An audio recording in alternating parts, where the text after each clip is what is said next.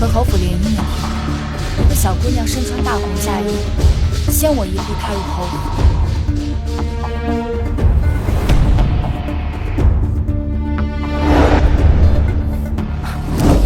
秦若霜，不被爱的人才低贱受气。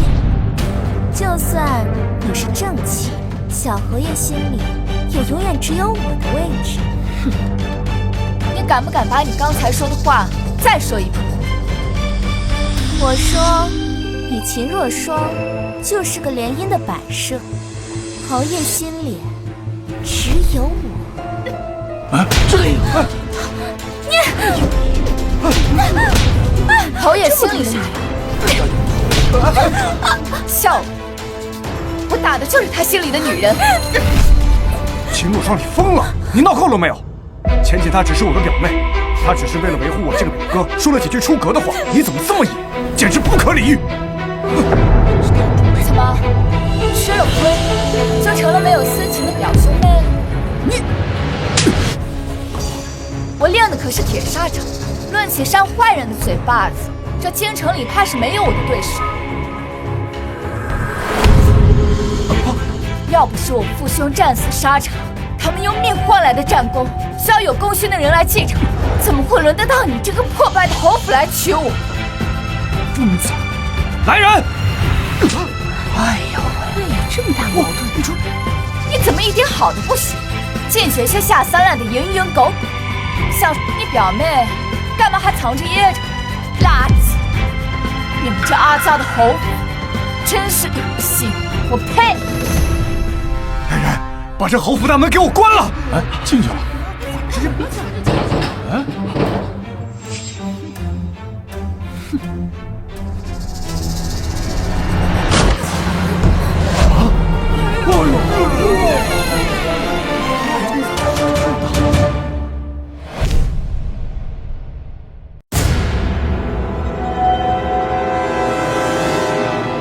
李良，你给我听好了。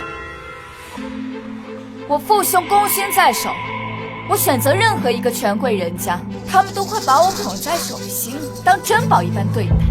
现如今是你们侯府没落了，上赶着求我才答应嫁的。你可别忘了，老侯爷在金殿苦苦哀求的样子，哪来的脸在这挑三拣四？给我死一边去！对了，你们好好商量商量，给我一个结果。不然明日我便去金殿告御状，抄你们侯府满门。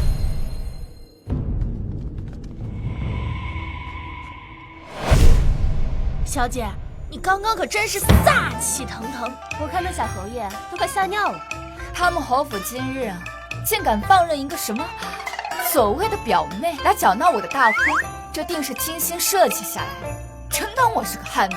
就是，真以为我们是没有脑子，只会打仗的大老粗啊！这侯府虽然没落了，架子可一点没放下，敢打我们将军府的主意。小姐，我们接下来怎么办？怎么办啊？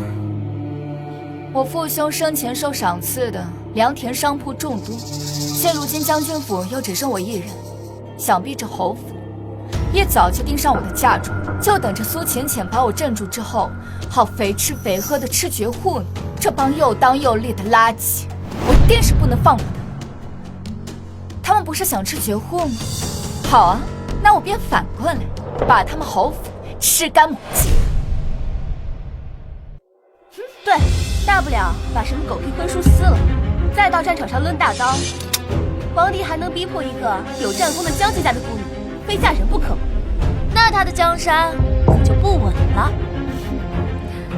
战英，你去前院看看，到底什么情况？是。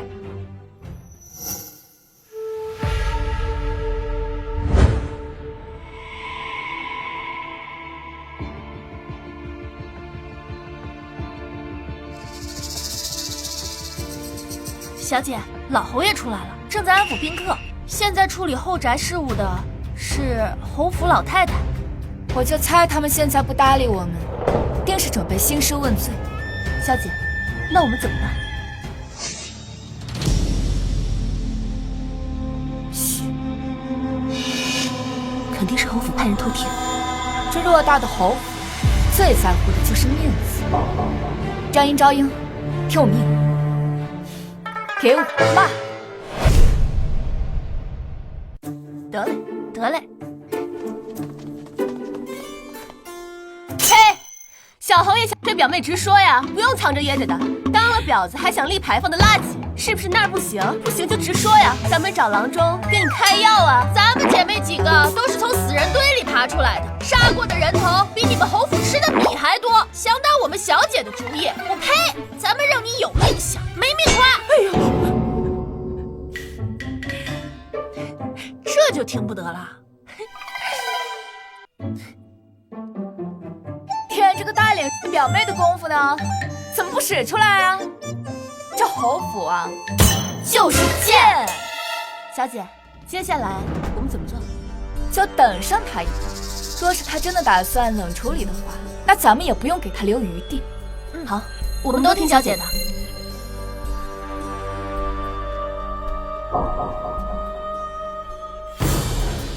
这都1个时辰了，看来这侯府不把我们放在眼里。看来他们是不想让我把事情闹大，丢了侯府的面子，想不拜堂直接就进洞房。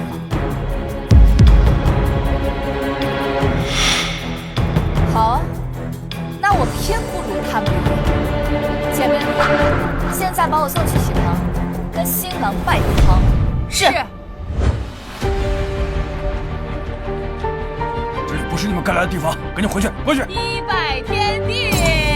在这儿哪来的新郎？是苏浅浅。2拜高堂。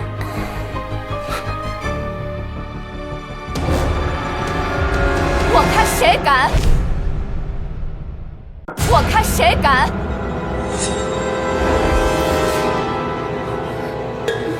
你怎么来了？你们侯府还真是胆大包天，这皇上赐婚都敢找人来顶替。你们可知道，这可是诛九族的死罪！来人，替侯爷赎罪！是。不，你要干什么？哎呦！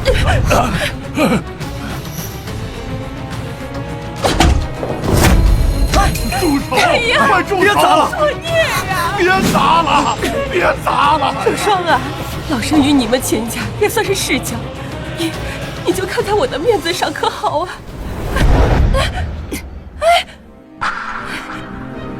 你们若是真心待我的话，迎娶进门举案齐眉，相敬如宾，我何尝不会做一个合格的心腹？到时候自会给你们侯府留足了面子。可你们一家人却是齐心协力，想要算计我的嫁妆，那你们侯府的面子便是鞋垫子。给我砸！哎，秦若霜，你就是个泼妇！李良，你给我听好了，若是你们想保全侯府全家的性命，那现在便带上你那个贱人表妹到我的门前磕头，每个人100个响头。若是少一个的话，我便去告御状。活命的机会已经给你了，来不来随意。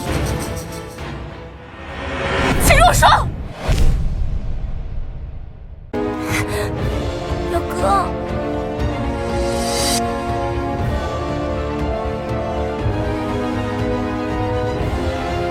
秦若霜，你真的要把事情做得这么绝吗？我做的绝，你这个温柔可人的表妹出现在我婚轿前的时候，便是你们自己将事情做绝。现在开始，给我磕，他磕你数，待会儿他磕够了，便是你磕他数。把父兄的铁券单数拿出来，这对贱人若是磕不够100个响头，那咱们便上金殿。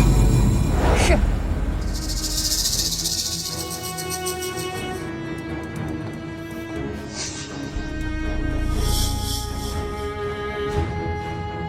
还不快磕！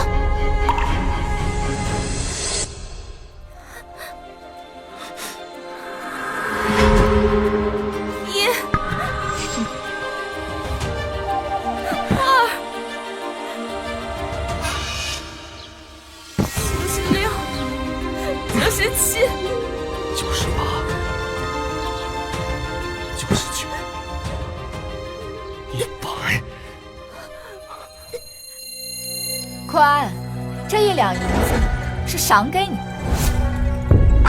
签吧。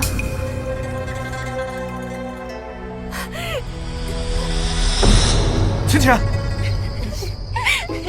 小姐，我们刚出去溜了一圈，你是没看到，现在全城的宾客都在暗暗嘲笑，侯府一夜之间成了全京城的笑话。大婚之日，全家人接着我们小姐是孤女，合起伙来想给我们小姐下马威，没想到被我们小姐反杀，回旋镖狠狠地塞进了他们自己的嘴里。那感觉比逼着他们自己喝自己的金汤还难受。那都是他们自作自受。来，干杯！秦若霜，你什么意思？你也不撒泡尿照照自己的样子，哪来的自信？还想爬老娘的床？秦若霜，我可是你夫君啊！跪下！小姐让你走才能走。秦若霜，你还要干什么？皇帝赐婚，那自然会监察虚实。若是第一夜就让新郎睡客房的话，传出去肯定会引人怀疑的。你别用这种眼神看着我，我对你这种白条鸡可是一点兴趣都没有。把你脑袋转过去，看你脸就觉得恶心。你个悍妇，你心中可还有半点对为夫的敬畏？聒噪！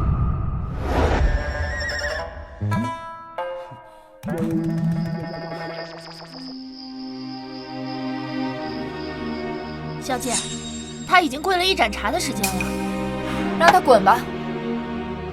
让他滚。是，滚！秦若霜，这个悍妇，你等着！明天我就让人散布全城，你八股无德！哼，是吗？昭英，起居注记录好，小侯爷李良，新婚夜，龙凤呈祥，时间嘛，1盏茶。是，你传播谣言可从来不只是男人的专属手段。怎么，小侯爷是想再喝1盏茶吗？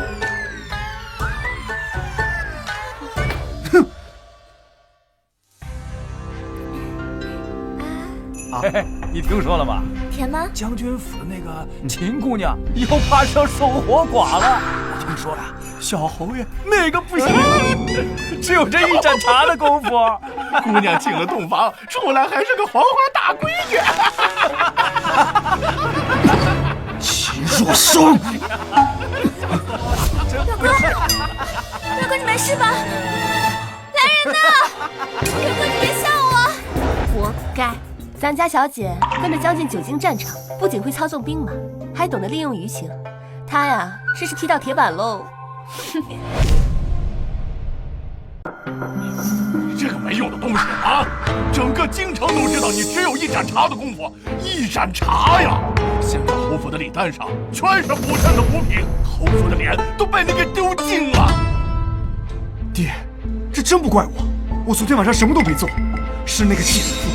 他让我跪1盏茶就出来了，他是故意羞臊侯府，让侯府难堪。你还敢说啊？要不是你在大婚当日招惹他，叫他难堪，他能这样对你吗？啊，算了，为父教你一招，在我们吃光他绝户之前，你要哄着秦若霜，千万不要再纵容旁人招惹他了，尤其是那个苏浅浅，听到没有？是，孩儿听命。不让旁人招惹他，我偏不。你们怕他，我可不怕。我要让他知道，这侯府后宅到底谁说了算。哼！啊，秦小姐独得了将军府的万贯家财，怎么还这么穷酸啊？出门还带着假首饰。假首饰？小姐，这不是你的发簪，你的发簪是黄金做的，这只是黄铜。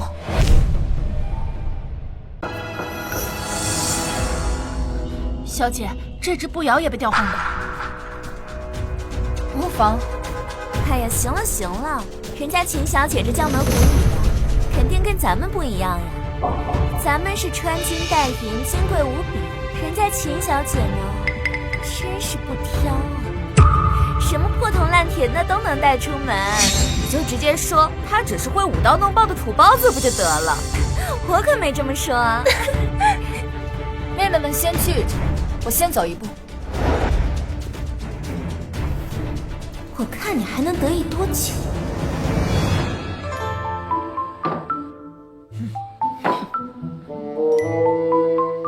你这菜里还有虫子，你们这群奴才是怎么伺候我们家小姐的？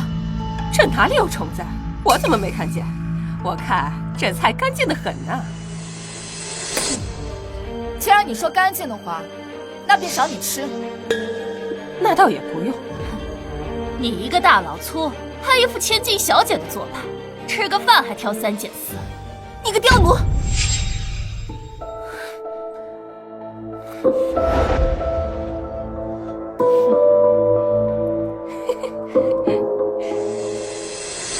小姐，齐若霜，你很快就会明白，谁才是这后宅的女主人。干得不错，狗臭的。是。小姐，你干嘛不让我好好教训他？他们都欺负到我们头上了，你还一副不生气的样子。昭英，一盏茶之后，召集府内上下所有人集中。既然侯府的奴才们都这么不守规矩，那今日我便好好的教训教训他们。今日叫大家过来，就是为了宣布几件事情。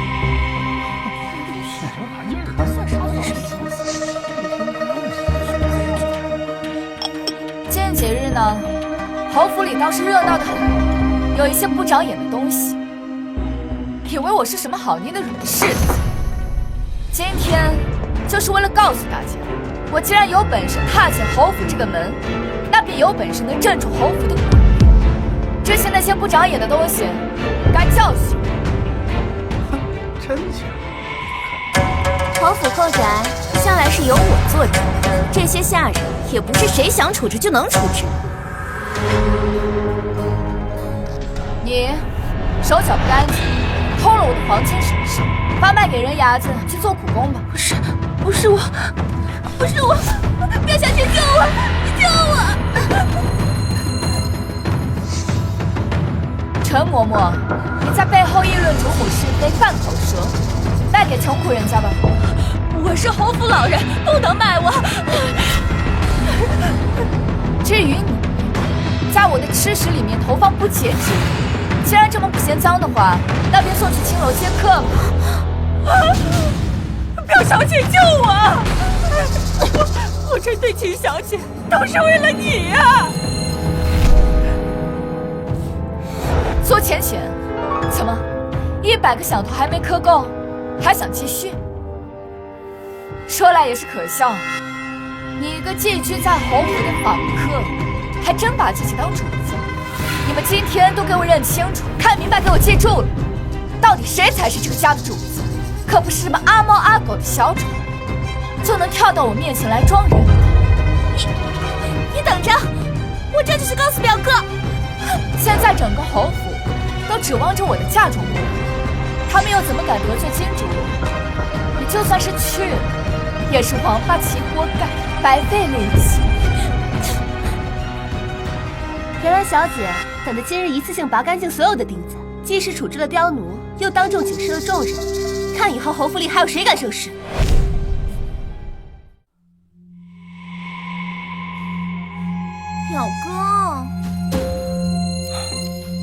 表哥，你可一定要为我做主。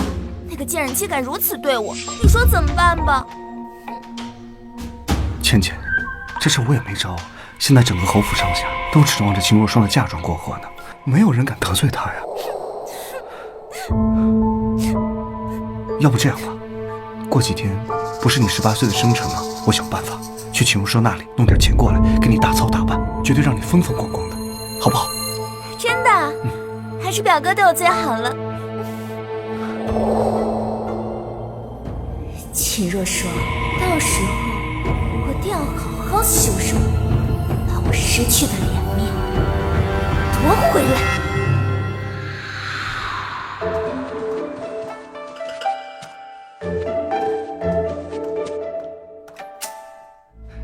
陆少，这些是我给你置换的绸缎，入了侯府啊，你就不必要操劳过度了。管家管账，包括管理你的嫁妆，反正脏活累活呢，交给母亲操持就好了。她有经验，比你更会持家一点。会持家，然后便把侯府操持成这个狗屎样子。在我没来侯府之前啊，你们连吃个鸡蛋都要算计半天，就这还好意思让我把嫁妆让出？哪来的大脸？李良，我看这几天没骂你，给你脸是吧？不给便不给，怎么骂得如此难听？把你那匹破布给我带走！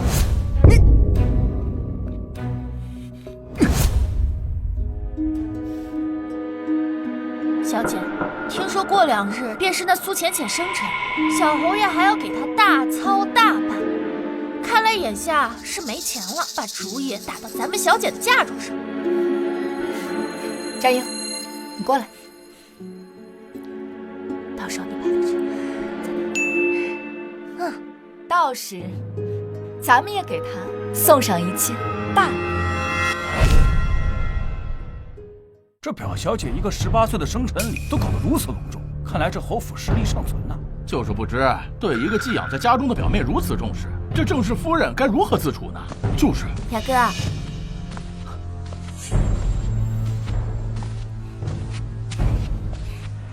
表哥，我今天好不好看？浅浅最美了，你就是今天的主角。来人！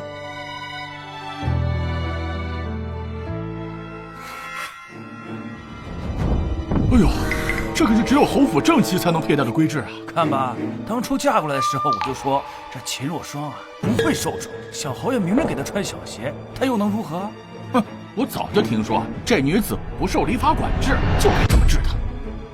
这金钗甚是与我相配，哥哥去送我金钗，那嫂嫂就没有什么要赠予我的吗？我自然是给你准备了礼物的，这个便是我给你准备的礼物。金钗都戴在了苏小姐头上，她能准备什么？难道准备的是求原谅的请罪书？浅浅，为了这个礼物，我可是没少费心思，要懂得感恩。看看吧。看来他终于意识到自己在侯府的地位，知道在侯府巴结我才能活下去了。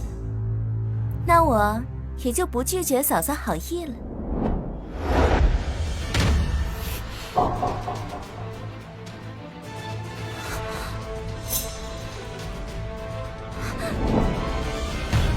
什么？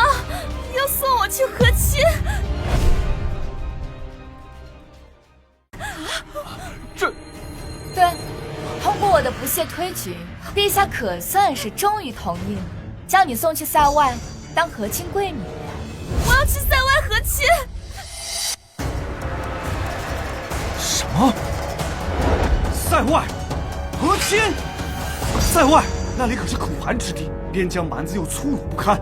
秦若霜，你送表妹去和亲，不就是置她于死地吗？不可能，不可能！我怎么可能会去塞外和亲？这塞外苦寒，听说那游牧民几10年不洗澡，身上的跳蚤洗下来，够炒一盘菜的了。可不止呢，我听说这塞外蛮子一人娶妻，全家受用，丈夫死了就传给他的儿子孙子。苏小姐这般瘦弱的身子，恐怕待不了2年就要香消玉殒了呀！表哥，你救救我呀，表哥！秦若霜，你怎么能如此歹毒，竟送表妹去和亲？表妹明明已经是什么？我看啊，你们明明是已经无媒苟合，暗通款曲吧？我的夫君，这表妹不会是你养在家里的静鸾吧？静鸾？听说女子被强制作为男子的玩物，方可称为静鸾，而且这2人的情趣与一般夫妻不同，多半是强制、鞭笞，甚至是……怪不得，原来小侯爷喜欢这个。不过别人不都说小侯爷那个……原来如此，小侯爷玩的可真花，只是可惜了这苏小姐受了那么多苦。诸位莫要听他胡言，我儿绝不是这样的人。是的，是的，绝对不可能的。秦若霜，你这就是污蔑！我什么时候跟表妹做过那种事情？也是啊，我也觉得夫君不是这样的人。这样的话，未免也太阿杂、下贱、无耻、不要脸、有悖伦常了吧？简直他就不是个人呐！哎，简直就是个畜生！不对，连畜生都不如。夫君，你说是不是？表哥，表妹，你也不用担心，到了那边，您可就是100多个王妃之一了。恐怕是不能传给可汗的后代，毕竟你也不是什么金枝玉叶，你不过就是一个被抬上去的和亲贵女，最多嘛，也就是赏赐给那些官兵当做奖励。不行，表哥，我不能去和亲，表哥，皇命已下，现在恐怕说什么都来不及了。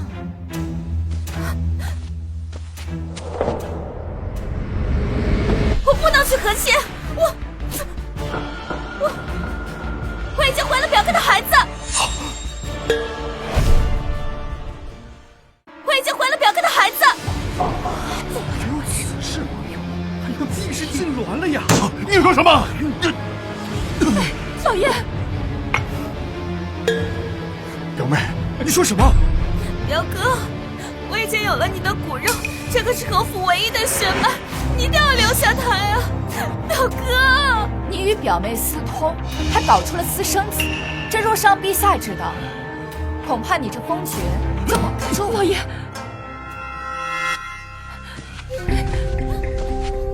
为了侯府的爵位，绝不能承认这孩子是你的。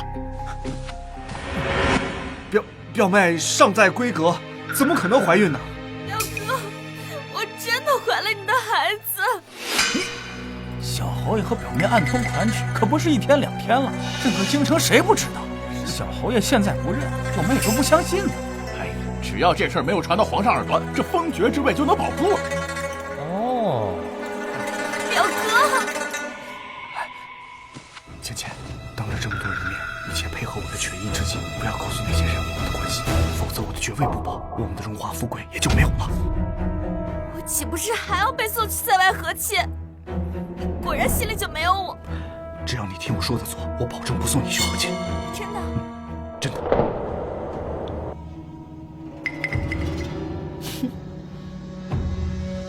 诸位，我刚才是慌乱之下口不择言，其实这孩子不是表哥的。不是他表哥的，孩子生父不明，但我表妹既已怀孕，便不能送去和亲了。我只好回禀皇上，收回成命。但至于有心之，谋划便不能得逞。嫂子，看来不能如你的愿了。索浅浅，我治你的招多着。战英，老太医到了吗？刚到，在外候着，等着给苏小姐请脉呢。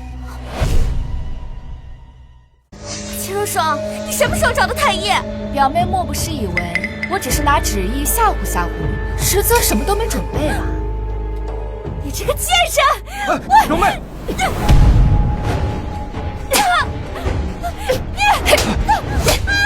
表妹，想让我删你，直说便是，我必是会满足你。表哥，救我！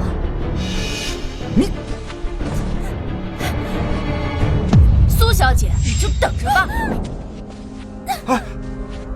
是不是真的有孕，即刻便知晓。太医，请吧。是。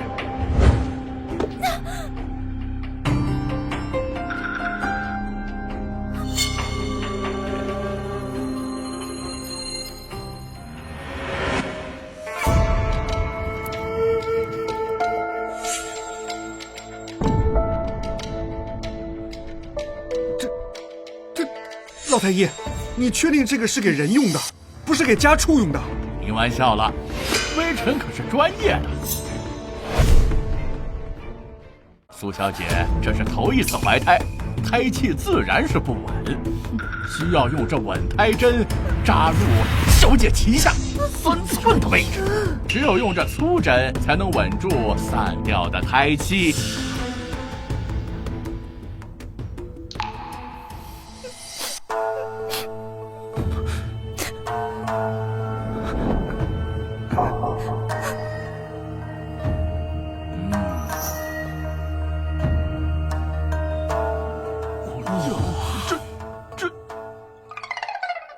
小姐莫怕，待会儿微臣给你把脉的时候，如果您胎相平稳，就不需要用此物。但是，如果您的胎相异常，就要用这小钩勾进你的小腹当中，勾出一些东西拿来看看。我不看了，我不看了。你是否怀有身孕，直接关系到皇命，岂是你说不看就不看的？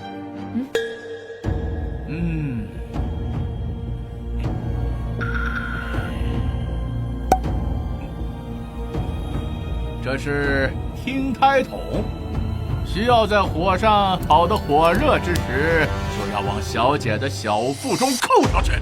若是听到胎声，那就没事了；但是，若是听不到，就要在小姐的小腹当中划个半寸的小口，用铁勺使劲地寻找胎儿所在的位置。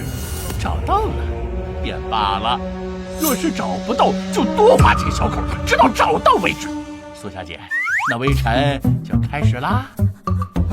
哎，表妹，老太医，你看我表妹都这样了，要不这脉就别耗了吧？是啊，这，那怎么行啊？这可是陛下的旨意，而且苏小姐也是陛下钦点。若是不探查清楚的话，你们侯府上下怕是没人能给陛下一个交代吧？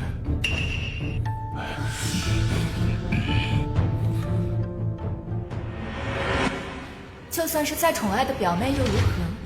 与侯府荣耀相比，还不是轻而易举的被放弃吗？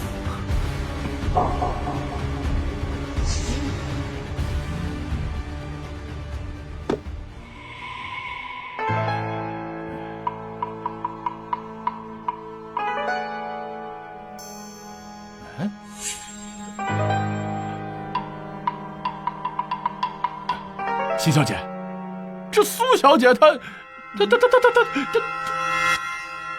有怀孕呢。啊，没怀孕？这没怀孕？哎呀，这苏小姐就塞外和亲的事儿，怕是板上钉钉了。哎，看来这嫁给塞外蛮子的苦啊，苏小姐是不得不吃了呀。是啊，表妹。虽然表妹没有身孕，但却非处子之身。若是与塞外可汗和亲，恐怕这事是真的不妥呀。到时候若因此事影响两国邦交，你还有侯府可都是死罪啊！求求你了，你就放过他吧。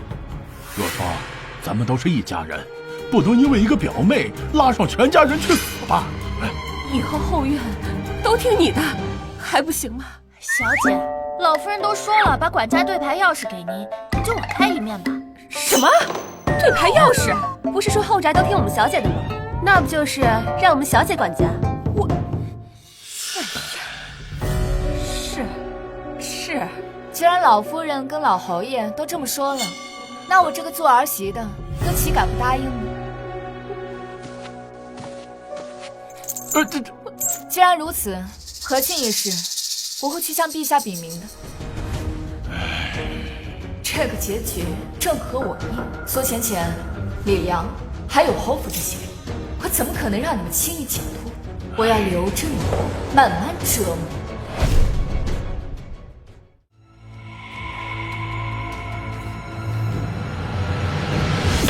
这秦若霜简直大逆不道，根本就没把侯府和我这个夫君放在眼里。我看，不如直接杀了，再把嫁妆直接抢过来了事。胡扯！他武艺深不可测，身边又有那么多女兵，怎么杀？谁去杀？杀了以后，又如何向皇帝陛下交代？你以后说话之前过脑子。那怎么办呢？侯府的家底都要亏光了，秦若霜的嫁妆没有到手也就罢了，连管家之权都交出去了，总不能一直这么耗着吧？咱们没时间耗了呀。我有一招。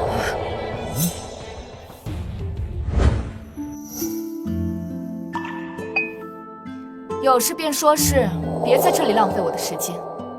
嫂嫂，今日请你来是想给你道个歉，之前都是我不好，是我年纪小不懂事，还请你原谅芊芊。犯了错，付出代价就好，谈不上什么原谅不原谅的。啊，不好了不好了，夫人，有一个青楼女子跑到侯府门口闹起来了。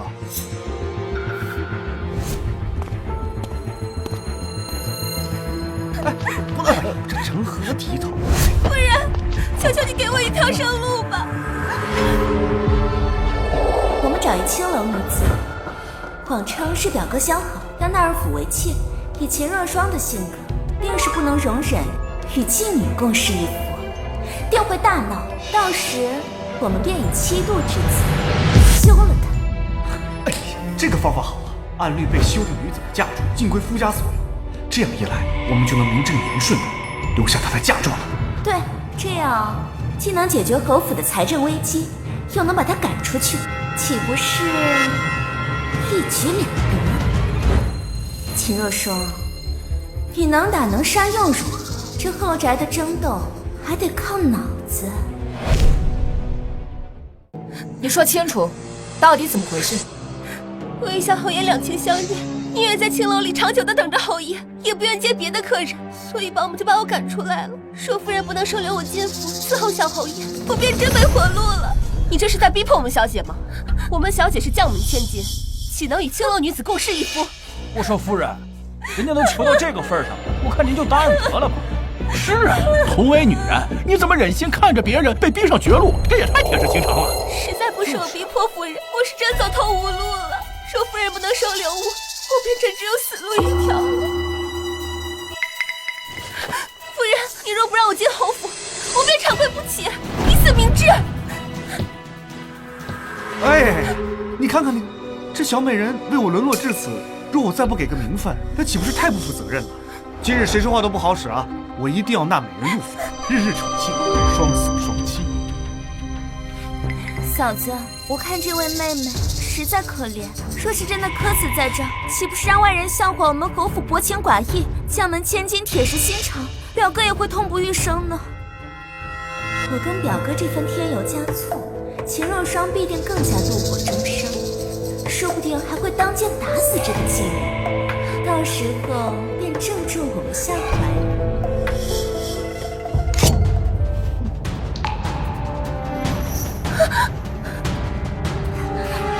他要动手了，这一刀下去，他就完了。快动手，动手啊！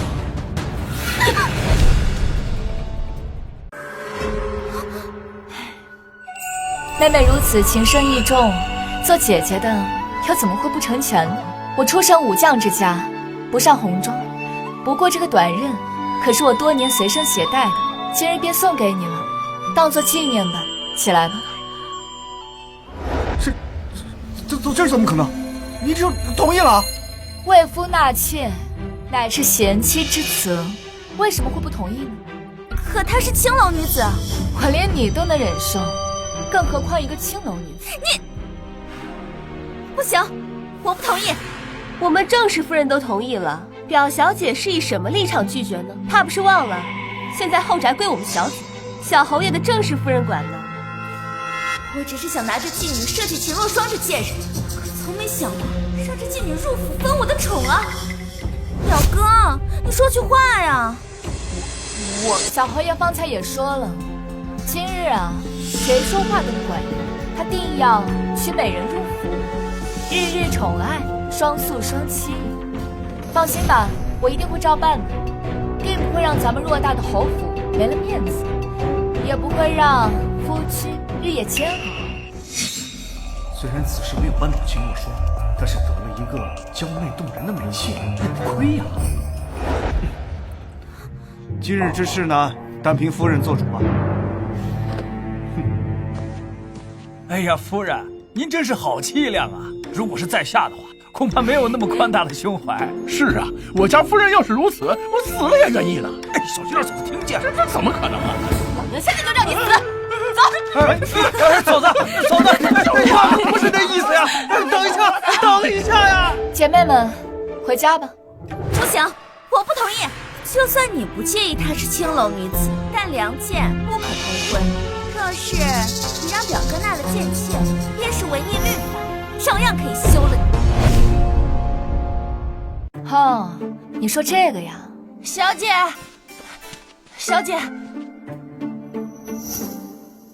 我早就听闻小侯爷在青楼有几个相好，于是便把他们的生契拿到了官衙，改了户籍。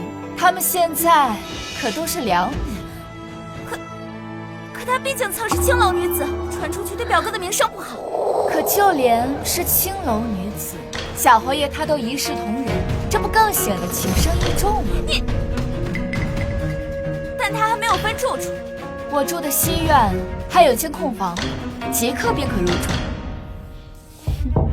想以妻出汉度之名算计我的嫁妆，真当我没有防备？秦如霜，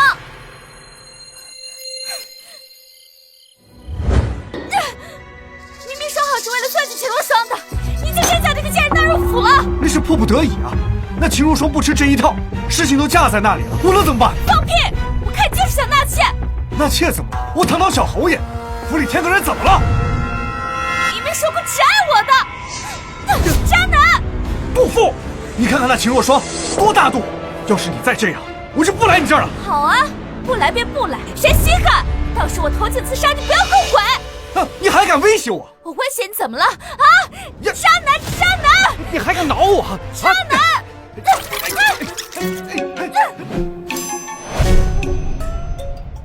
小姐好计策，让这群小人偷鸡不成蚀把米，反而自己闹起来了。真当我们家小姐是莽夫，只会动粗？论计谋，我们也不差。就是，即便不费一兵一卒，照样玩死他。我只是平时能动手的，懒得跟他们吵吵罢了。谁？是我。夫人，请开门，我有话想和夫人说。进来吧。多谢夫人救命之恩。你白天还在道德逼迫我们家小姐，怎么现在又来谢恩了？怕不是黄鼠狼给击败你，没安好心吧？夫人恕罪，是苏小姐来青楼，逼我到侯府门口大闹，又逼老鸨把我赶走，我实在是走投无路才来这里。谁曾想，夫人没有给我赶走，还给了我一个安家之处。我虽是青楼女子，却也懂知恩图报，夫人大恩大德，没齿难忘。从今以后，我愿誓死追随夫人。身为女子，诸多不易，又何苦互相为难呢？你若是安分守己的话，今后便可留在这里读书习字，也可以学武傍身，也免得遭受他人的逼迫和欺负。但你毕竟曾经加害于我，你的生气我会一直扣在手上。若是他日你背叛我的话，那可别怪我把你发卖出去。好，我若有意愧对夫人，那便叫我曝尸荒野，不得好死。起来吧。夫人，我从小在青楼被教授女工、歌舞、制香，若有朝一日夫人用得上，但凭夫人差遣。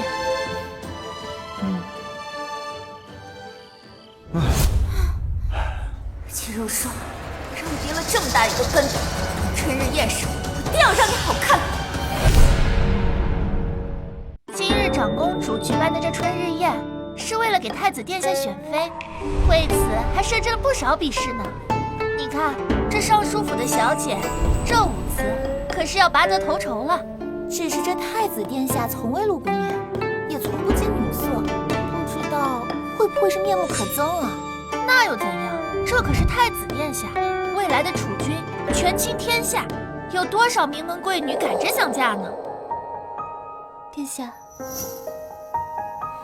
皇妹为我娶妻之事，举办春日宴多年，多年来我都从未参加过。今日前来，也只是为了看看皇妹，不为其他。是殿下。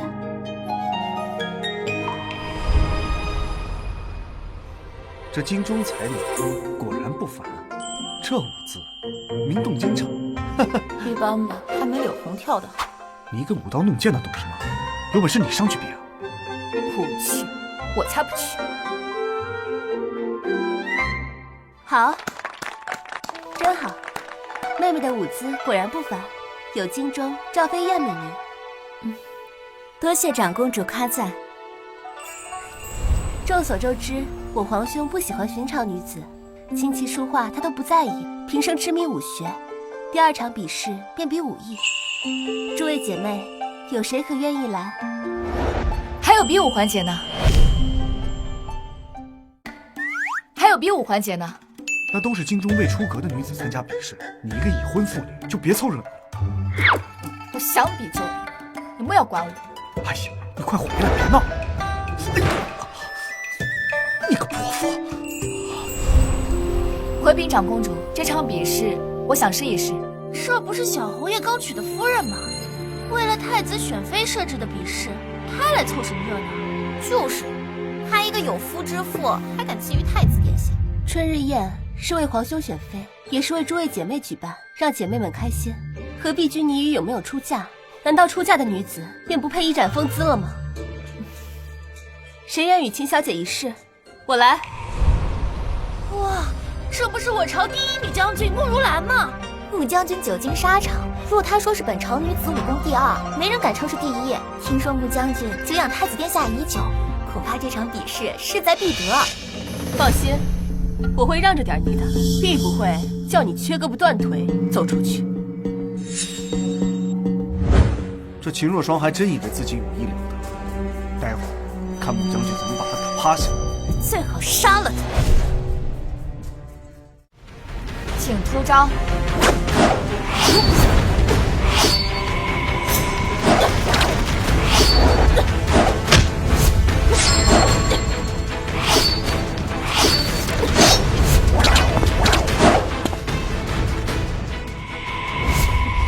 穿着裙子还敢来参加比武，不如赶紧回家绣花。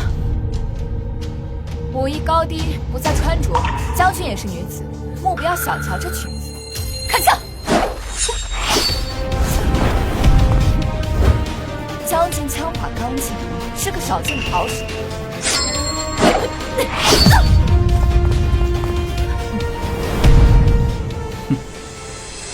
啊，穆将军这是输了吗？我没看错吧？你没看错，而且还输得很快。这秦小姐也太厉害了吧！可恶，这都没让她出场。秦若霜还有多少本事没有使出？看来这绝户不好吃啊！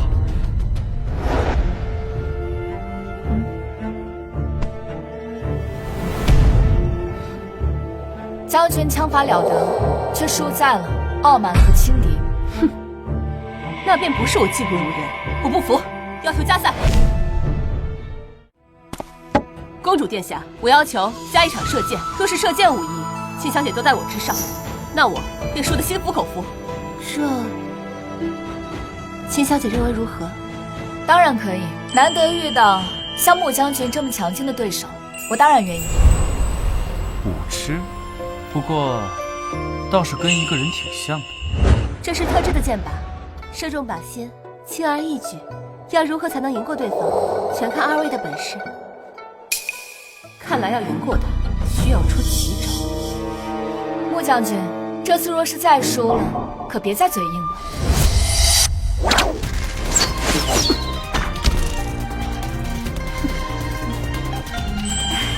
好厉害！剑法精准，内力深厚，不愧是穆将军。秦小姐恐怕……这劲不对，被人做了手脚。这下看你怎么赢！秦小姐怎么还不射？若是再不射，可就要放弃比赛了。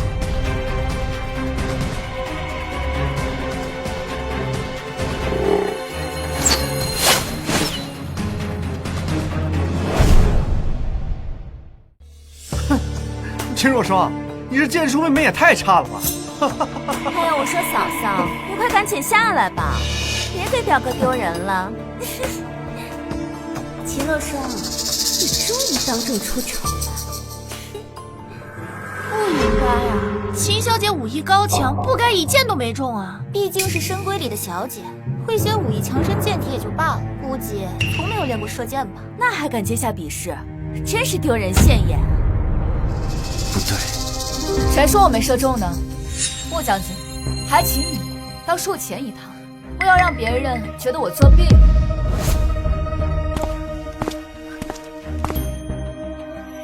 这点雕虫小技就想难倒我？这怎么可能？秦小姐3箭都拖把射在树上，难道不是这样吗？他不是射在了树上，而是射中了落下的花瓣，而且一次射中了9片。此等决断与剑法，如兰自愧不如。可恶，又没看到他的好戏。小心！小心！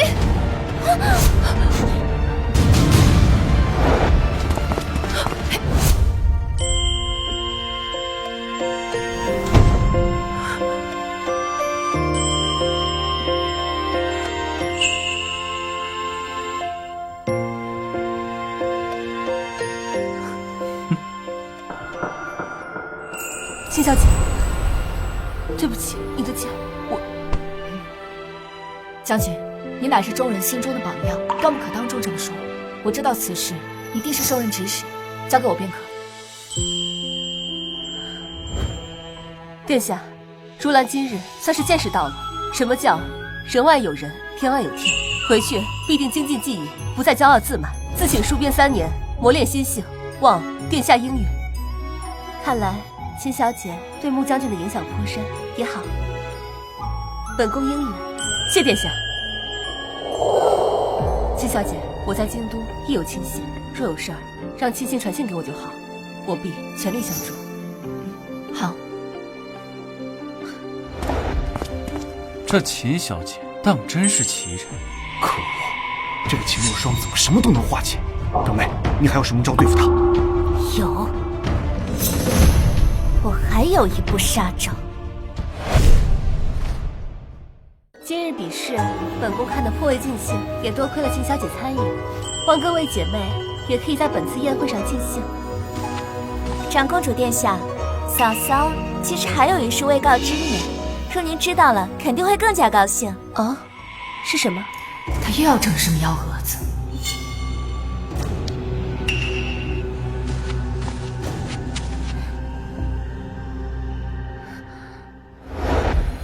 哇，这便是嫂嫂特意为长公主殿下准备的。哇，这件蟒袍好漂亮啊！真不愧是秦小姐送的，这么远看就能看得出来，这金线在阳光下熠熠生辉，绣工精巧，品香不凡呢。不得不说，确实好看。长公主一向最喜欢绣品，这件衣服是送到心坎里了。苏浅浅有这么好心，舍得花这么大功夫替我给长公主送的。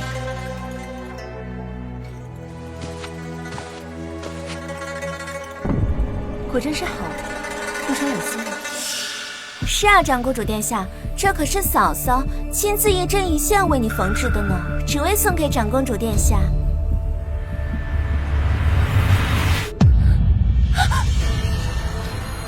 秦若霜，你好大的胆子，竟敢送本宫5爪金蟒！五爪金蟒，这可是谋反之罪！来人，将他拿下！来人，将他拿下！长公主殿下的蟒袍，按理只能是4爪。秦若霜，你这送的是5爪金蟒，是想置长公主于不忠不孝、不仁不义、意图谋反的境地吗？是啊，还好长公主及时发现，若是传到陛下的耳朵里，恐怕长公主的性命都难保。秦若霜，亏本宫还觉得你是个有礼节的可敬之才，没想到你竟想谋害本宫！回禀长公主，如果我说此事我并不知情，您可信我？长公主，别信她的鬼话。对，我亲眼看见她在屋内绣的，府中的下人也全都看见了。谁曾想，她竟偷偷绣出5爪，谋害殿下呀！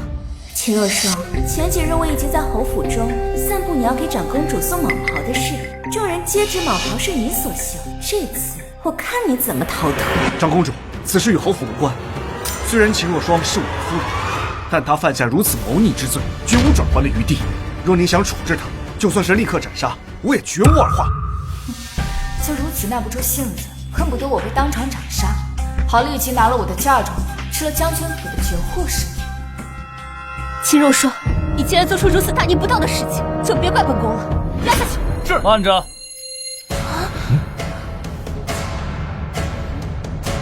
我觉得此事另有蹊跷。切，你是什么东西？长公主的事情也轮得到你管吗？就是，恐怕这人跟秦若霜是一伙的。长公主殿下，求您一同处置。住口！皇兄，你怎么来了？皇兄，他是太子。他是太子。太子，参见太子，参见太子殿下。小侯爷，好大的威风！我倒是不知，本宫堂堂太子怎么被你一个侯爷处置？微臣不敢。太子，我与他素不相识，他为何要替我说话？都起来吧。回禀太子殿下，这个秦若霜藐视君威，意图谋反，他竟送给长公主5掌蟒袍，请您立即处死他。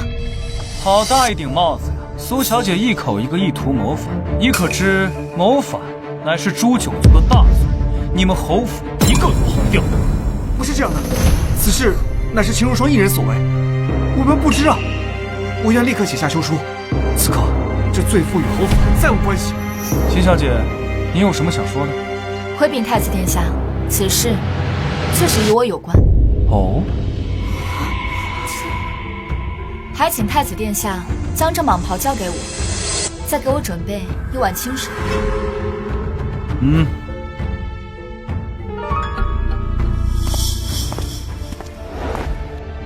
秦若霜，你还想耍什么把戏？殿下面前容不得如此。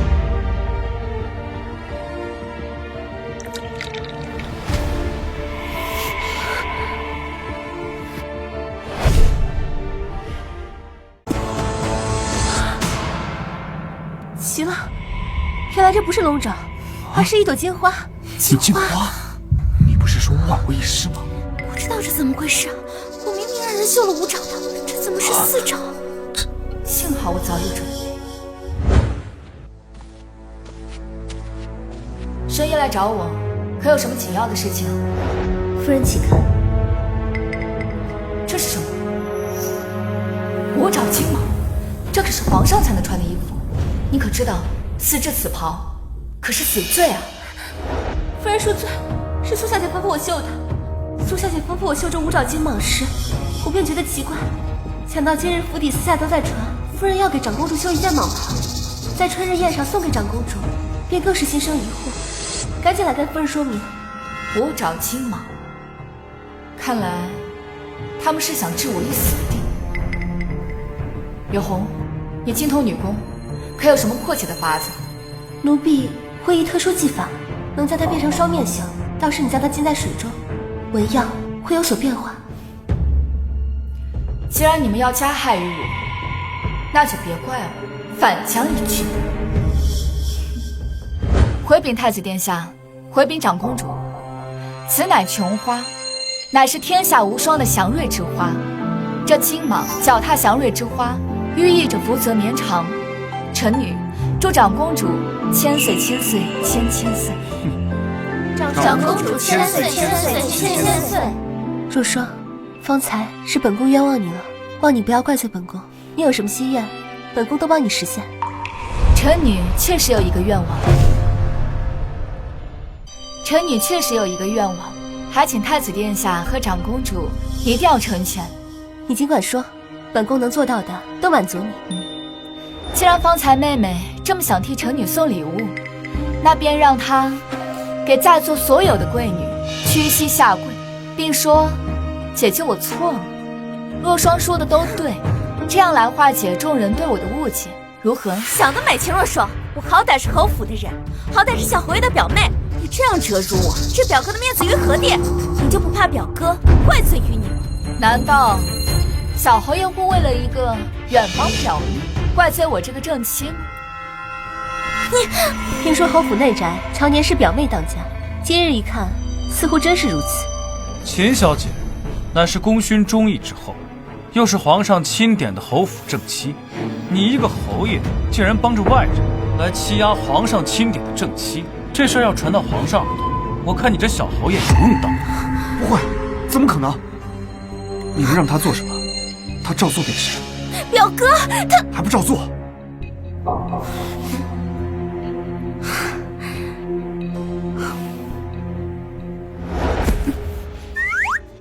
姐姐，我错了。秦若霜说的对，大点声，没吃饭吗？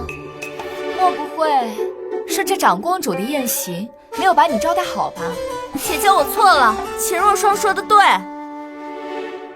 姐姐，想姐姐，我错了。秦若霜说的对，可以了吧？可以了，非常有诚意。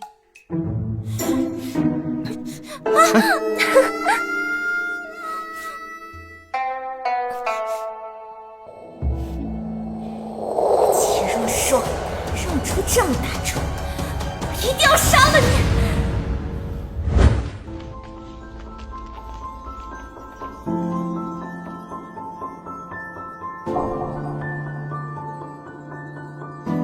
太子殿下方才为臣女仗义直言，臣女甚是感激。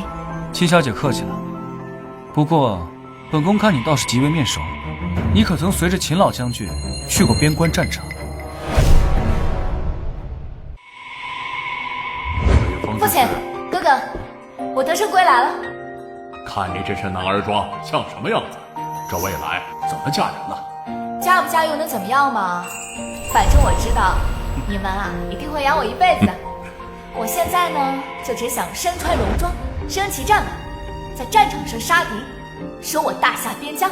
你呀，我对外宣称你留在京城，你一定要守好你女扮男装上战场的秘密。为父还想你觅得佳婿呢，记住没有？知道啦。我乃秦家唯一的女儿，这些年又一直在京城。太子殿下莫不是把我的兄长错认成是我了？那倒是本宫唐突认错了人。不过你们兄妹俩长得倒是极为相似。无妨。雁门关一战，秦家军全军覆灭，我父兄都死在那场战役中。还请秦小姐节哀。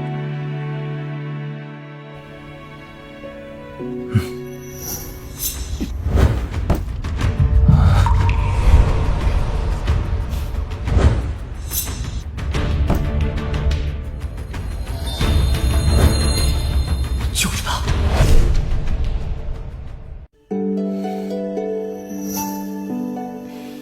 他这个眼神，莫不是真的在军营见过我？太子殿下若是没有其他事的话，臣女先告退了。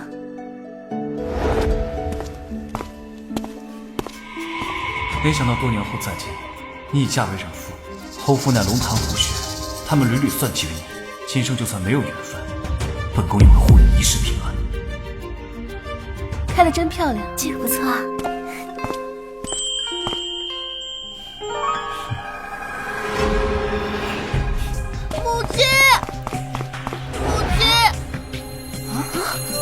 这孩子怎么管他叫娘亲？他不是才刚刚成亲吗？这秦小姐刚嫁入侯府不过1个月，哪来这么大的孩子啊？从没听说过还许配过别家呀？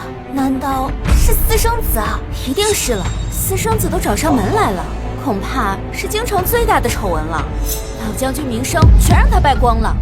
秦若霜啊，一个宫女绝户，我就不信整不死你。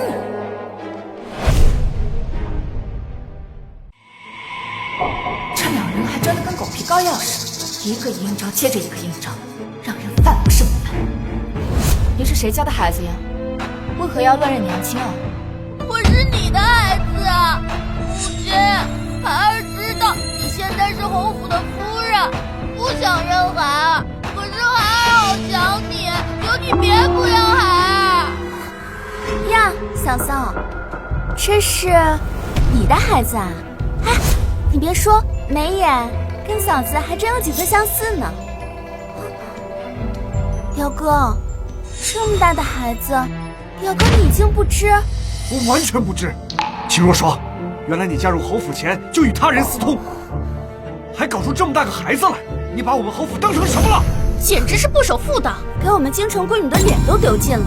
这小侯爷还真是可怜啊。就是啊，他不是这种人，定是要上诬陷。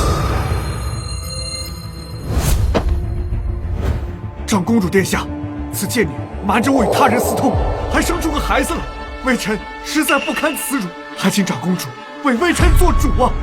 你想怎样？微臣恳请休妻，将此贱女进猪笼。进猪笼，这可是身为女子最难看的死法了。活该，是他不守妇道在前，我可不愿同这种人同为京中贵女。老将军若是在天有灵，定会被他气活，再气死。为人母亲的，能如此心狠，连自己的孩子都不要了，活该受此大刑。就算剥皮抽筋都不为过。他说这是我的孩子，你们便都信了？孩子是最纯洁无辜的，从来不会撒谎。他如今都跑到你身边喊着你母亲了，还能有假？就是。秦若霜，你若现在认罪，我可恳请长公主饶你不死，只需要你留下嫁妆，滚出侯府，然后便为贱民即可。好啊，算盘珠子都拨到我脸上，我就说这侯府的账怎么就算不明白呢？原来是缺算盘珠子呀！你这个贱妇，死到临头了，还敢辱骂侯府？我有办法证明他不是我的孩子。小孩，先把手放开。我不放，放了娘亲又要跑了，我打死不放。也好啊，待会儿等我证明了我不是你的娘亲，你入我门楣之后，我便可以直接利索的处置你。喂，秦若霜，你威胁个孩子算什么本事？你不是说你能证明吗？好啊，那你拿出证据。就是，你若是没有证据，可就要被进猪笼。对，进猪笼。皇妹，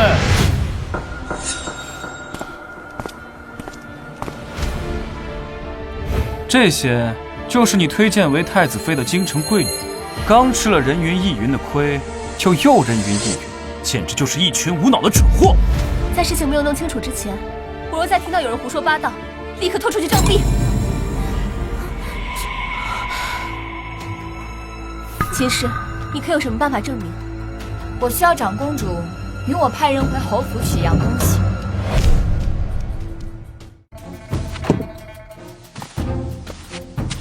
此乃我父兄从西域收缴之物，只需要将测试之人的血滴在这兽头上。如果两人有血缘关系，那便会亮红光；若是没有血缘关系，便会亮蓝光。这样便可证明这个孩子不是我亲生的。你开什么玩笑？世间怎么可能有如此奇异的宝物？秦若霜，我看你就是瞎胡说，我怎么从没听过这世间有这种神兽？简单啊，不信的话，找人试一试不就知道了？找谁？不愿意试。秦小姐，若你这物件有假，我看也不用测，你直接进猪笼。好，我同意。我游历多年，也未曾听闻有如此神兽。他若是不能证明，本宫就算是背负骂名，也要将他救下。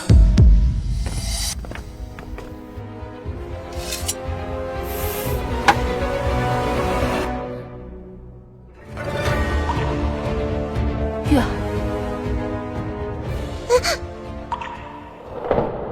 谁知道会不会有人暗中操控神兽发出红光，作弊呢？哼！是蓝光。秦若霜，你连作弊都做不明白。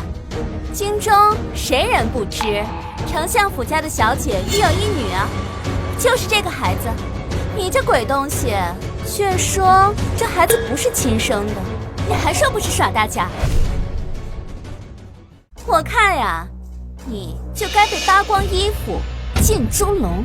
对，长公主，请立刻把这贱妇进猪笼。秦若霜，事实如此，至此我也保不了你。我的神兽从来都不会出错。这位小姐，您确定这个孩子跟你真的是母女关系吗？当然，这事是众人皆知的，大家都看到了，事实都摆在这里了。秦若霜还要说别人母女不是亲生的，破坏人家母女关系。切！长公主，请准许我立刻把这贱妇拉出去，进猪笼处置。对，进猪笼，对，进猪笼。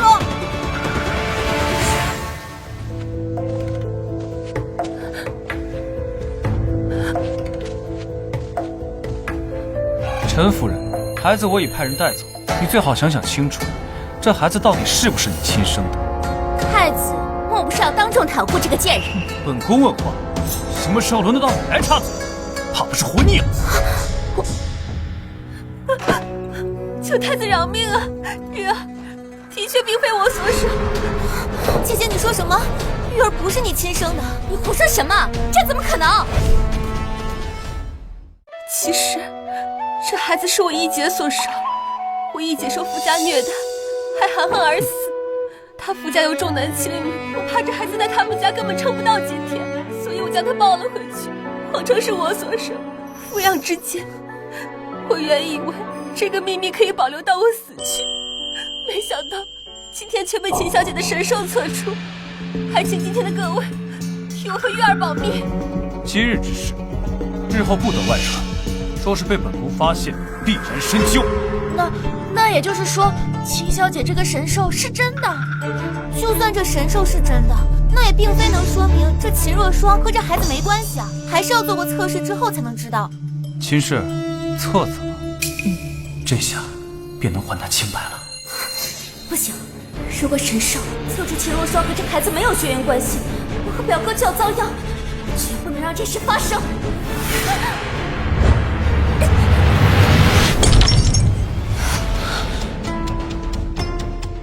苏浅浅，你居然故意损坏了老将军给小姐的遗物！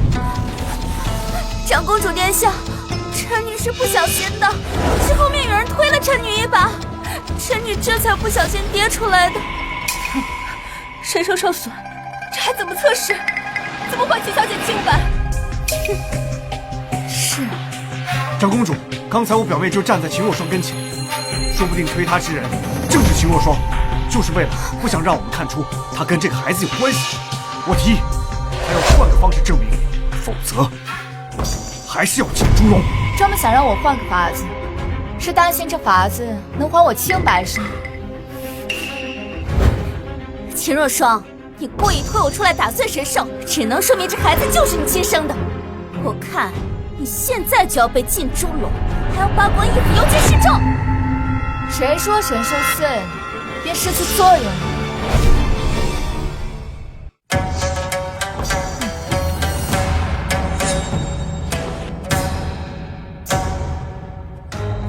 去，把你那血滴在上面。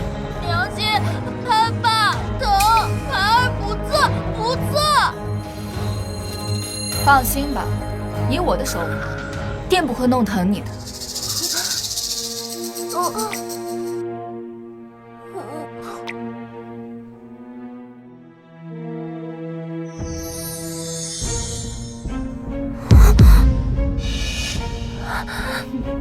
我就说吧，这小孩跟我们家小姐没有关系。这什么意思啊？若是发紫光，则证明测试的两个人并非两代人，而是同样年纪的人。不信的话，可以在场随便找个小姐来跟我测试一下，定然就是发紫光。什么意思啊？这怎么可能是同样年纪的人？侏儒？难道这个小孩是一个成了年的侏儒？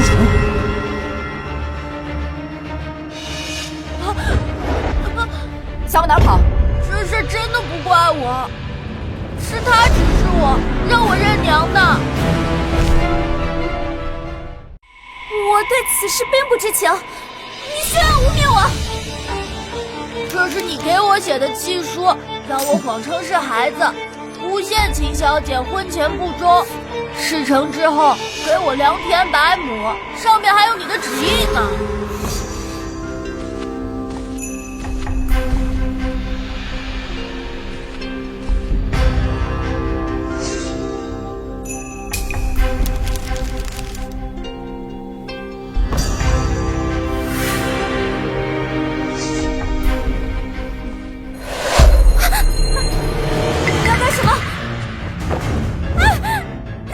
拿出来。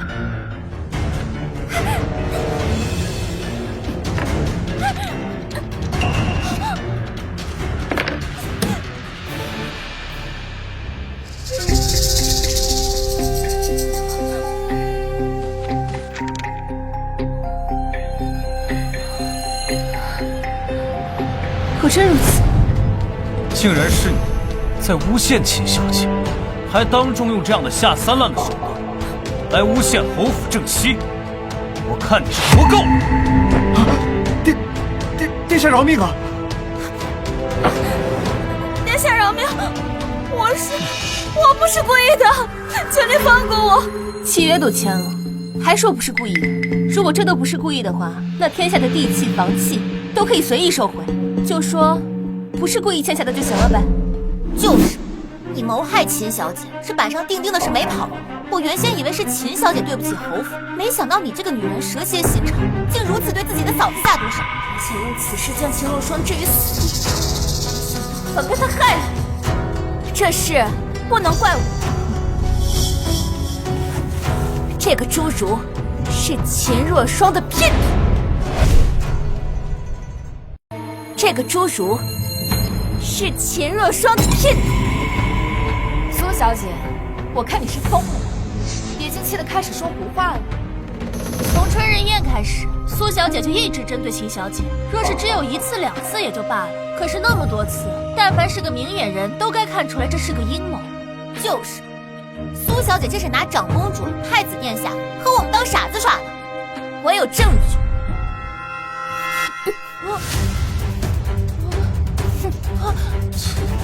也太拙劣了。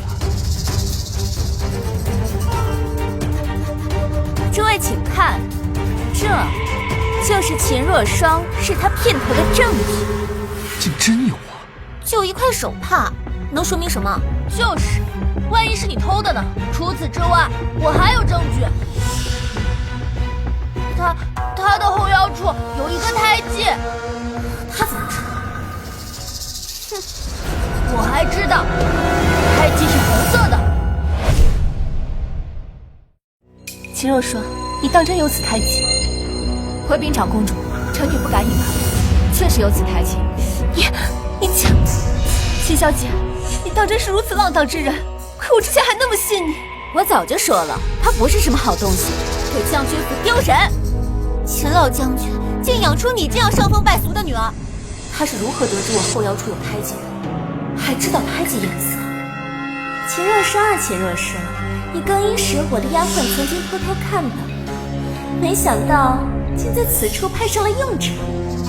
秦若霜，事到如今，你还有什么话可说？依我看，进猪笼都治不了你的罪，要把你扒光的衣服扔到大街上，油漆示众，让那些百姓们瞧瞧，将军府养出了你这么个伤风败俗的女儿。秦若霜，你让我丢的面子，今日我全都要加倍奉还。秦小姐，太子殿下让我和您说一句话。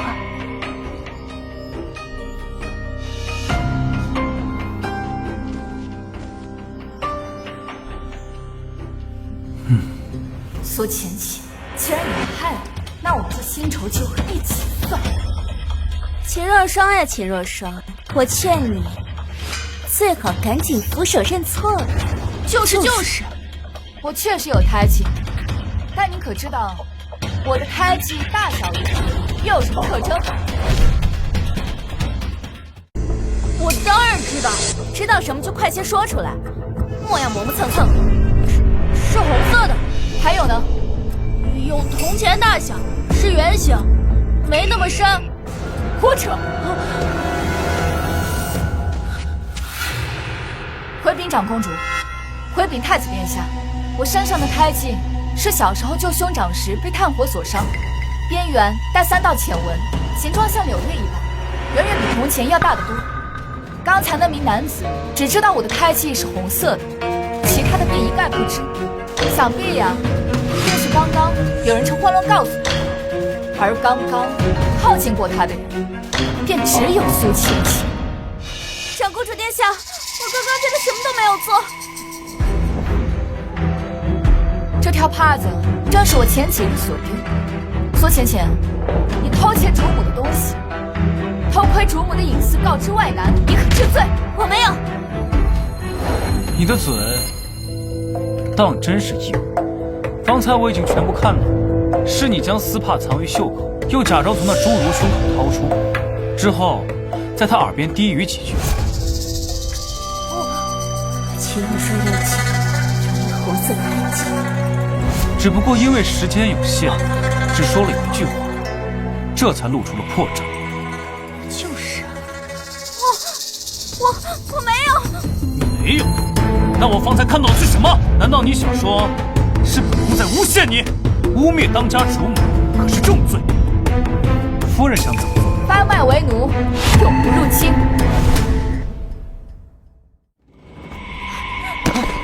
芊芊，什么？我说发卖为奴，永不入京，听不明白吗？表哥，救我！表哥，殿下，芊芊是我远方表妹，她父母早已离世，去世前千叮咛万嘱咐，求我好好照顾她。若她变卖为奴，那我岂不是成了不仁不义之人了？小侯爷此时替表妹求情倒是积极，刚才污蔑秦小姐，嚷嚷着要让人家进猪笼，甚至还有扒光衣服游街，居然还有2副面孔。就是，要不是秦小姐和太子殿下拆穿了苏浅浅的阴谋，现在秦小姐怕是跳进黄河也洗不清了。张布，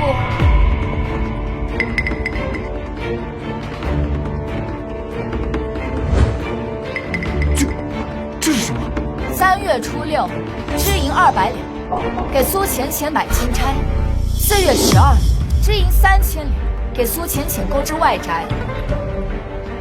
好一个有情有义的侯府，随随便便的支出，便是一个普通家庭10年的用度。给苏浅浅买金钗，购置外宅，也不知道这些银子是从何而出。这些银子还不是从老百姓身上出的，那么多赋税，竟然被用来养这么一个人。就是，苏浅浅讲好听一点是侯门远亲，讲难听一点就是一个普通百姓，凭什么吸百姓的血来养他呀？就是，本宫1月用度不够100两，你们侯府真是好大方。我要发卖苏浅浅，夫君可有何异议？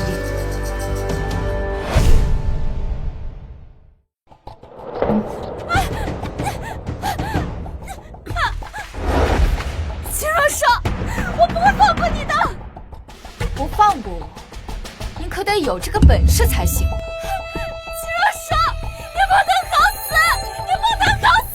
坐，秦小姐，方才我们是受那苏浅浅蒙蔽，希望您大人不计小人过，饶过我们这一次。对啊，秦小姐可真是有勇有谋，是我京都女子榜样。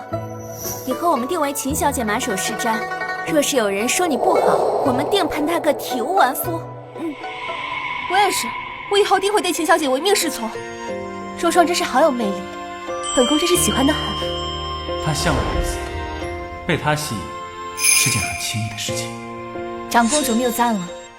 秦若霜，你害我表妹，我一定不会放过你。母亲，秦若霜把浅浅发卖了。什么？秦若霜居然发卖了浅浅？是啊，母亲，浅浅是你母家族亲，秦若霜这么做简直是没把您放在眼里啊！他居然敢骑在我的脖子上，这个仇我必须报！报，就知道报仇！秦若霜不过是一个被灭了门的将军府姑女，这想当年她家被灭门，说起来还有我一份苦。如今一个秦若霜你们也摆布不了，还要受她欺负啊！哼！放心吧，这次定给他治得服服帖帖，让他再也不敢吱声，还得让他把将军府的嫁妆全都给我留下。说，给我等着！秦若霜，找我何事？你既已嫁入侯府，也该尊称我一声母亲，怎能如此没有礼数？我的母亲乃是郑国将军夫人，一品诰命，前朝尚书之女。你是个什么东西，也配让我叫你母亲？你这般没有教养，我今日便要好好教教你规矩。想教我规矩，就你也配啊？我说是不配。那太后娘娘的懿旨呢？这可是太后娘娘亲下的懿旨，你还敢不从吗？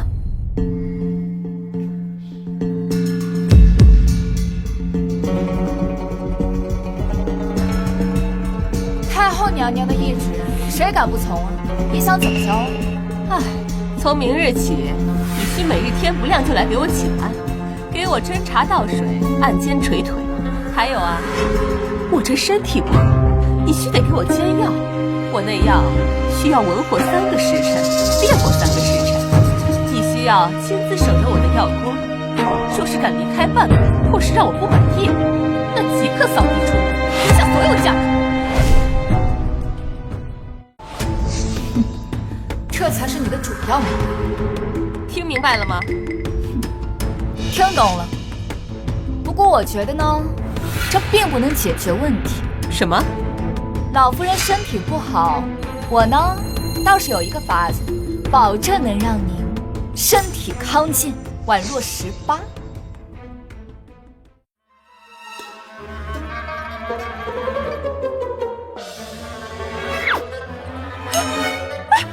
怎么回事？老夫人，早起练武才是强身健体之道。走。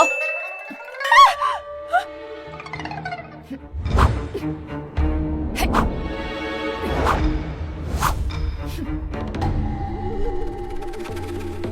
老夫人，已经寅时了，该醒醒。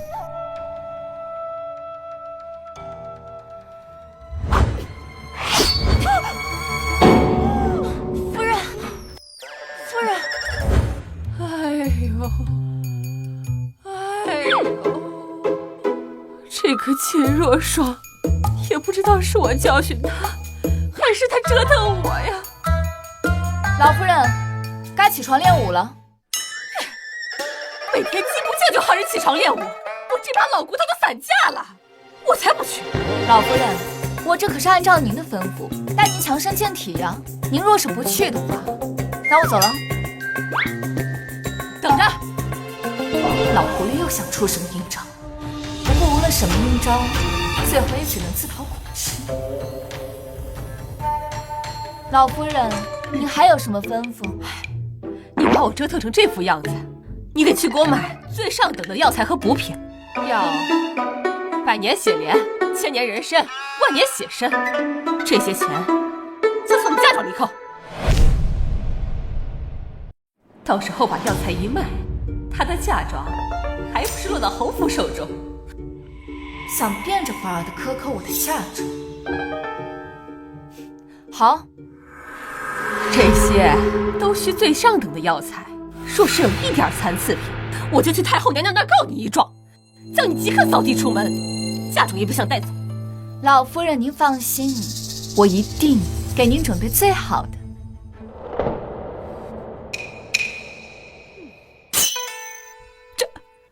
这什么？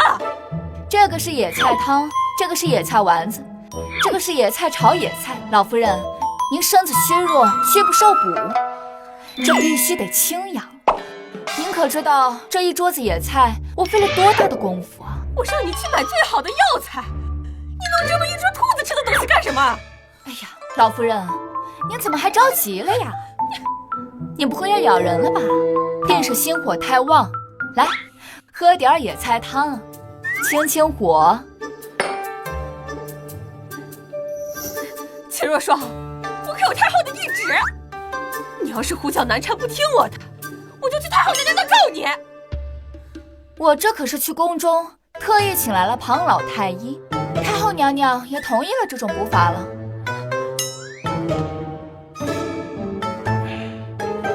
老夫人，微臣确实有太后口音，让您务必把身体照顾好。啊？这人哪吃得进去啊？可是这人哪吃得进去啊？那简单，太后娘娘说了，您呐就应该每天吃野菜，每天得吃3碗。啊？您若是觉得吃不下的话，自会有人帮你。老夫人得罪了。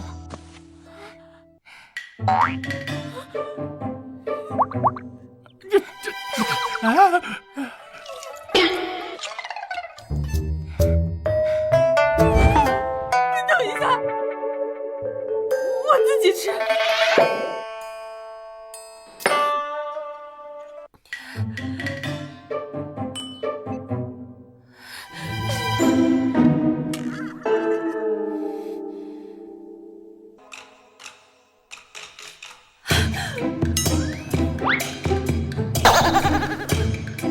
装逼算计，治你。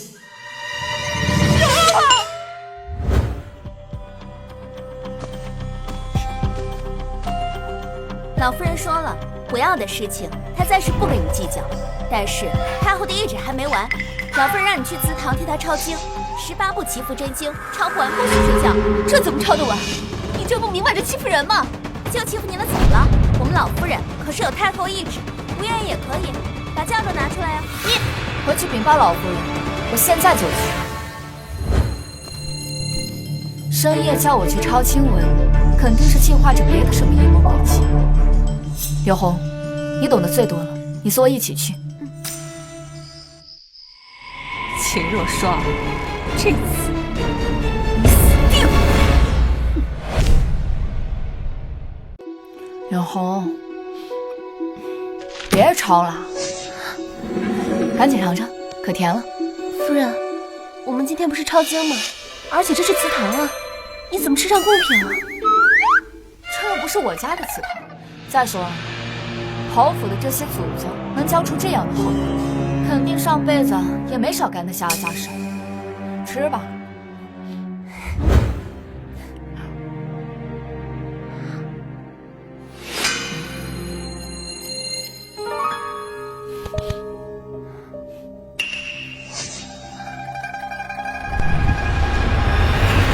是迷情眼。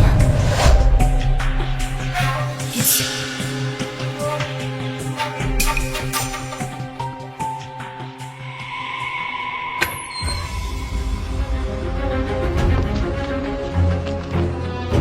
跟我斗，我吃的盐比你吃的饭多。秦若霜，过了今晚，人人都会知道你是个不要脸的荡妇。到时候，不但你的嫁妆全归侯府，我还要你死无葬身之地。去吧。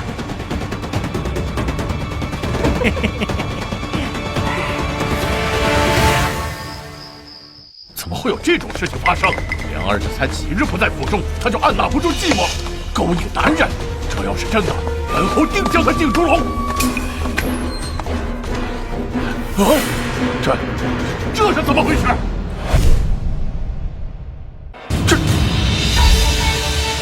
这是怎么回事？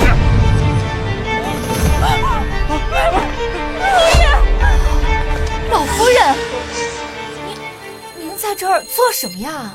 本来以为是要抓秦小姐的奸，没想到竟然是老夫人。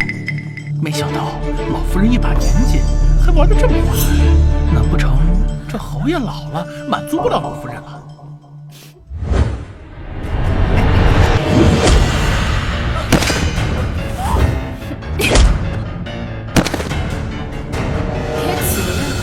既然你们侯府这么想置我于死地，那我便让你们自食恶果。把他俩给我抓过来！侯爷饶命啊！想都没想到是老夫人呐！都是秦若霜，不足我是来抓他的奸的呀，侯爷。我，老夫人，我昨天夜里也没来过祠堂啊，你怎么可能是来抓我的？胡说！侯爷，你可以问问我的贴身丫鬟，昨晚的事她知道的一清二楚啊，侯爷。是。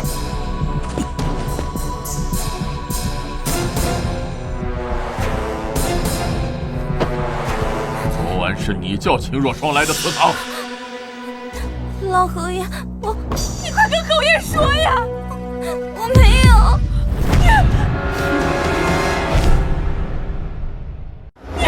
你是我的贴身丫鬟，你怎么能撒谎呢？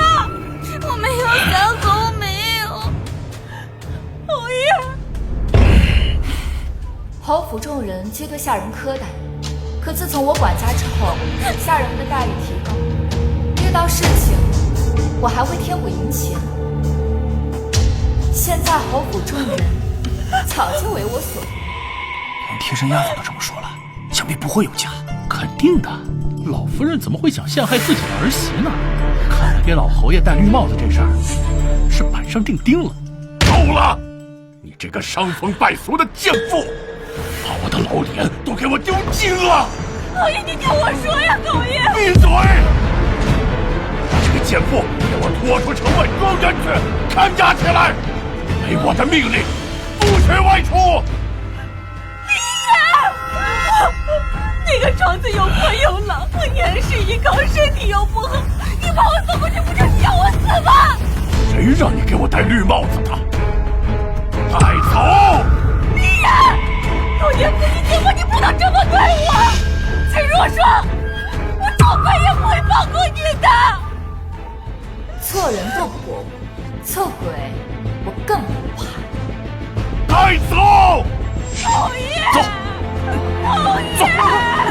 不要！饶命啊！饶命啊！冤枉啊！老侯爷，你还有什么事儿？又废，你们都逃不掉，我要一个一个把你们侯府吃干抹净。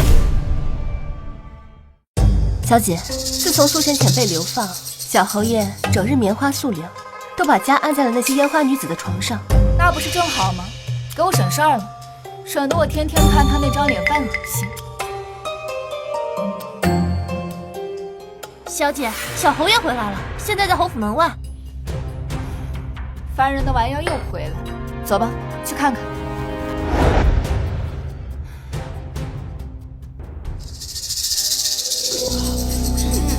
什么味儿呀？这是，真是不检点。什么味儿啊？发生什么事了？您就是夫人吧？小侯爷呀，给您送回来了。小侯爷，这是小侯爷！侯爷！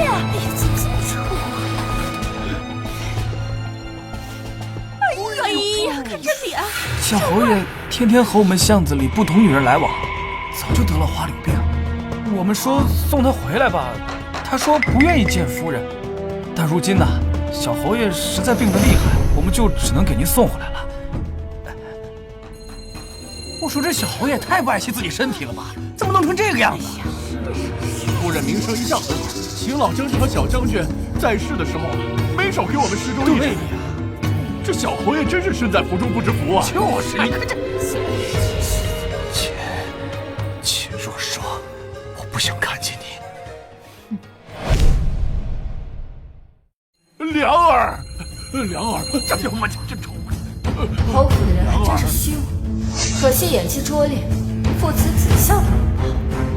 秦若霜，自从你嫁进侯府，坏事就接二连三。我儿如今这样，全是因为你。侯爷方才应该也听到大家议论我在外边名声一向是很好的，倒是他名声恶臭。我说老侯爷，这孽是小侯爷自个儿造出来的，跟夫人是没什么关系的，对不对？对呀，我们早就听说了，要是没有夫人啊，这侯府早就没落了。这偌大的基业呀，我们老百姓怎么求都求不来，就这样被小侯爷败光了呀！就是呀，哎，就是。现在管家权在秦若霜手上，我服个软，他肯定会找郎中来给我治病。夫人，是为夫的错，求你发慈悲，给我找个大夫吧。把小侯爷抬进去吧，放在柴房，每日给他1碗粥便可。你怎么能如此对我儿子？前些日子老夫人生病了，这府里的银子都给她瞧病了，手里实在是没有什么闲银子。就算你没有钱请大夫，你身为人妻，不应该净身侍奉、贴身照顾吗？大夫说了，我现在有病在身，实在是不太方便去伺候他。哎呦，恭喜夫人，喜得贵子！夫人，这可是1等1的大事。这小侯爷已经废了，这现在只能把希望寄托在夫人肚子里的孩子身上。是啊，恭喜！他跟我儿根本就……只有他们父子俩知道，我和李良根本没有行过夫妻之事。可这府内府外全都是向着我的，你们父子俩的话，又有谁会听？你这个屠夫！小侯爷呢，虽然只有1盏茶，但他毕竟年轻，还是很威武雄壮的嘛。行了，把他抬进去吧。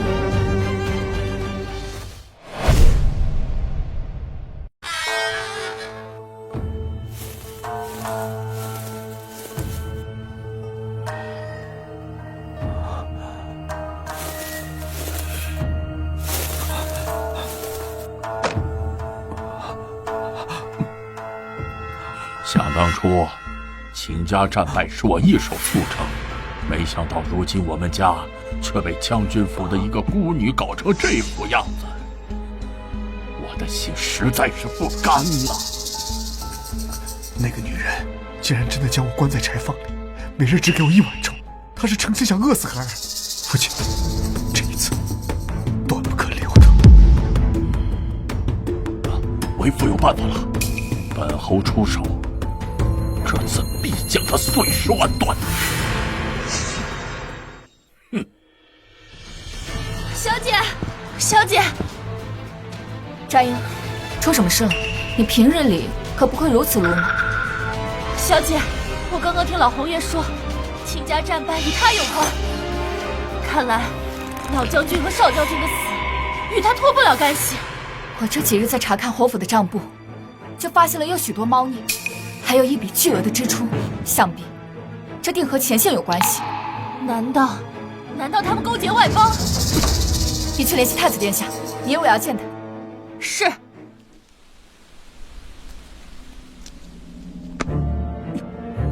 竟还有这种事！太子殿下，此事关乎到大侠安危，还请太子殿下一定要彻查清楚。本宫明白，只不过这段时间，他们没有刁难你吗？没事，他们不是我的对手。等这件事了结，本宫定会给秦家一个交代。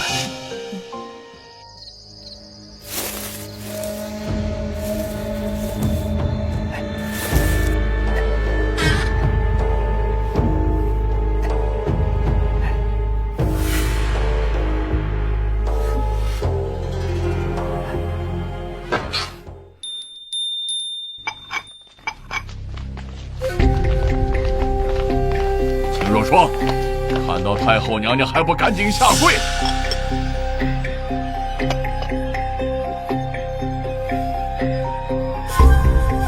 参见太后娘娘。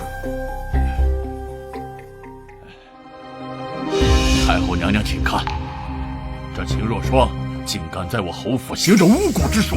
大胆秦若霜，巫蛊之术乃是禁术，该当死罪。娘娘，您看，这巫蛊娃娃上还写着我儿子生辰八字。最近我侯府祸事连连不断，定是这秦若霜所为。这个女人一定要休出门去，送到府衙审判。秦若霜，哀家念你是秦家孤女，本盼着你嫁入侯府能安稳度日，没想到你如此不安分。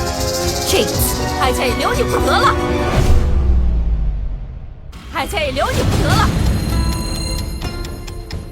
还请太后娘娘网开一面，小姐她绝不是这种人，还请太后娘娘明察。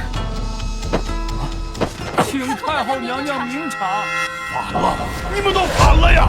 现在侯府的人都向着秦若霜了，要把你们都发放出去，一个不留。太后娘娘，连府里的下人都知道我干不出此等事情，而您乃是一国之后，您怎能就这么轻信小侯爷他俩的一面之词呢？现在人赃并获，秦若霜，任你巧舌如簧，逃不过我国律法。秦若霜，你现在还这么嚣张，本侯这一次一定要治你的罪，把你赶出侯府，将你碎尸万段。哼！侯爷好大的口气啊！太子殿下，太子殿下，太后娘娘，这巫蛊娃娃是小人奉了侯爷之命埋在树下的。什么？在说什么？本侯怎么可能让你做这种事？小人也不敢做出这种伤天害理之事，但我又不敢违背侯爷的意愿，所以只好把小侯爷的生辰八字给改了一个字，请太后娘娘明察。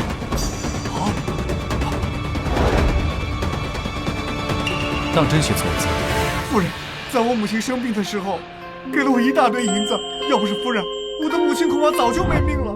夫人菩萨心肠，不应该被奸人所害呀。李忍，亏本宫还信任你，想必你夫人进宫跟我说的那些话，秦若霜如何苛待她，也是假的吧？太后娘娘恕罪。太后莫急，他侯府干的阿杂事还不止这些。这本账簿记录了侯府与外邦勾结的所有事。他侯府常年入不敷出，欺压百姓，钱都拿来支援敌军了。不仅如此，雁门关一役秦老将军与少将军战死，也是他们侯府所为，是他们将消息散布给敌军，他们才是真正的乱臣贼子。秦老将军与少将军为我大夏立下赫赫战功，到死都是马革裹尸，没想到竟然不是死于敌军之手，竟然是被自己人所害。李衍、李良，证据在此。即日起，侯府查封，资产全归秦若霜所有。侯府亲眷除秦若霜外，满门抄斩，即日行刑。饶命！看在老臣年迈的份上，饶了我吧！若霜，你饶了我吧！若霜！侯府害我将军府全家，还一门心思地想着吃绝户，但你们万万没想到啊！苍天有眼，如今却让我反将你们吃绝户。我错了，救我！若霜，快走！若霜，饶命啊！我错了，若霜，娘娘。若霜，哀家险些听信奸人坏话，误会你莫要怪哀家才好。太后娘娘，若不是您的话，我将军府的仇还不知道何时能够报。还要多亏叶儿啊！起来吧。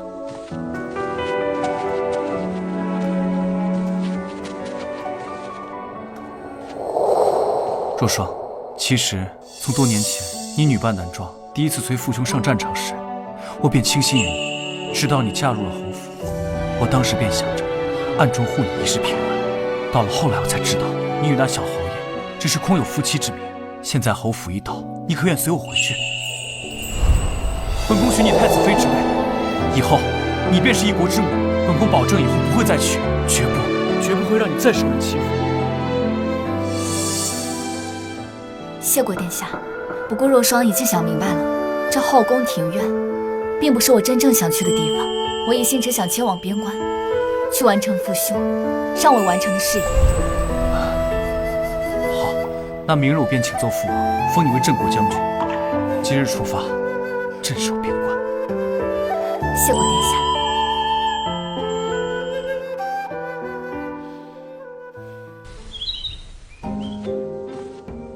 扎营，赵营，收拾一下东西，我们准备启程了。是。等等，